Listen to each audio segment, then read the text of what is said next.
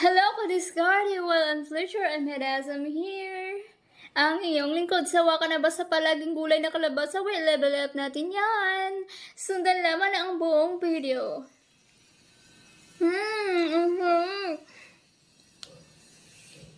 Na pala yung kalabasa natin at dadagyan po natin ng isa pang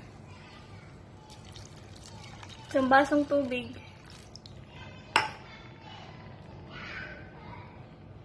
Palalambutin lang po natin yung kalabasa.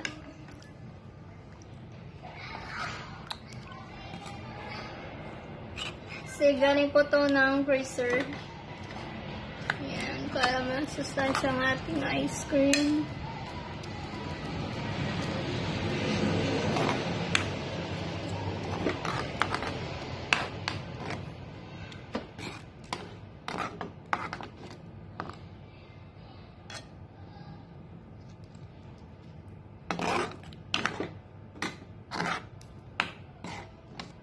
Pansutan po natin. Haluin po natin.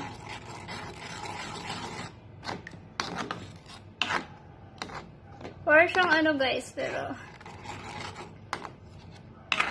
hindi naman ganun.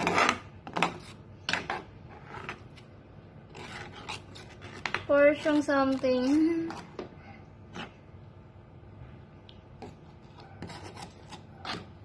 So, ayan. Lulutuin po natin siya.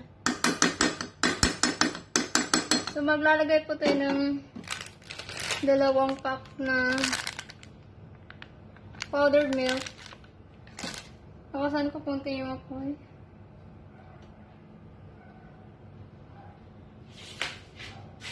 Ito na pala ng 2 powdered milk. So, haluin lang po natin siya para mag-combine yung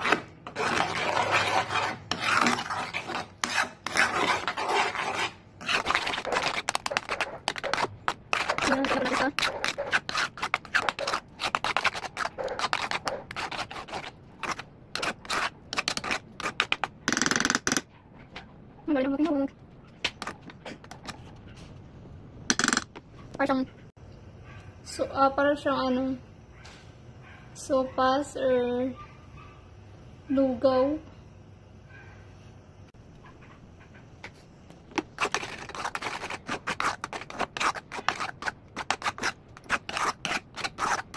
So, ilalagay ko po ito sa lalagayan. At ilagay po natin sa freezer. So, ayan. Malapit na siyang maluto.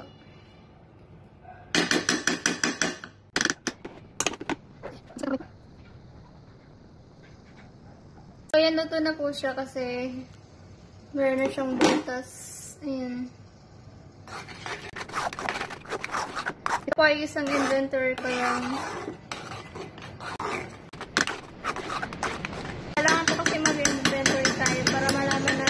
Pwede ba kainin or okay ba siyang kainin yung inventory natin.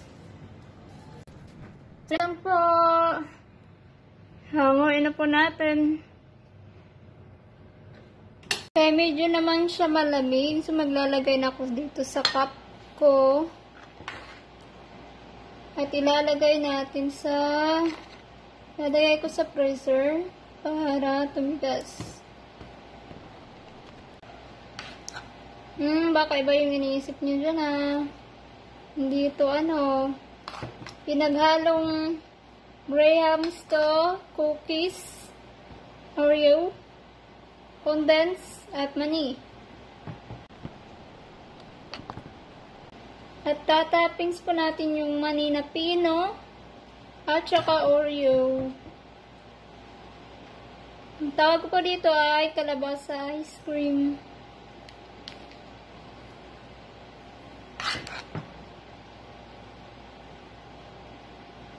So, ayan. Meron na tayong kalabasa ice cream.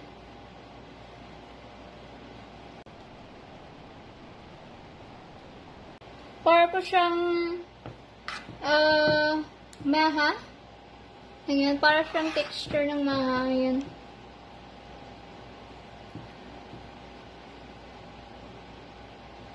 Pwede pala siyang gawing design topping sa cake, guys. Kasi para siyang cream. So, ayan, magkuha na po tayo ng money para pang toppings natin at Oreo.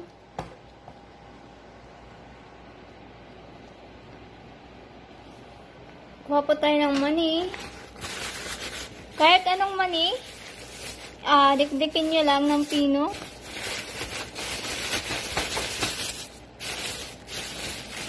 Ayan.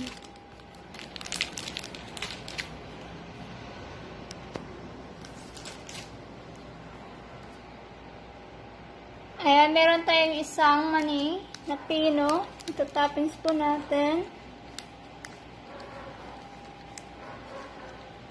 Sorry.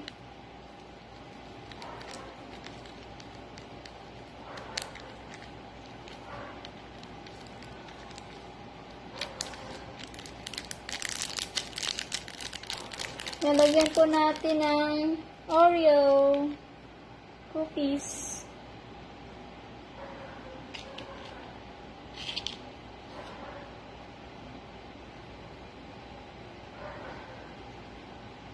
Ilalagay pa natin sa freezer ito para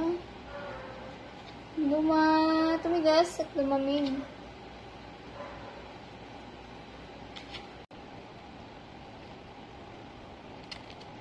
Para lang tayo naglalaro ito. Diskarte, ito na pala ang finished product ng ating kalabasa ice cream.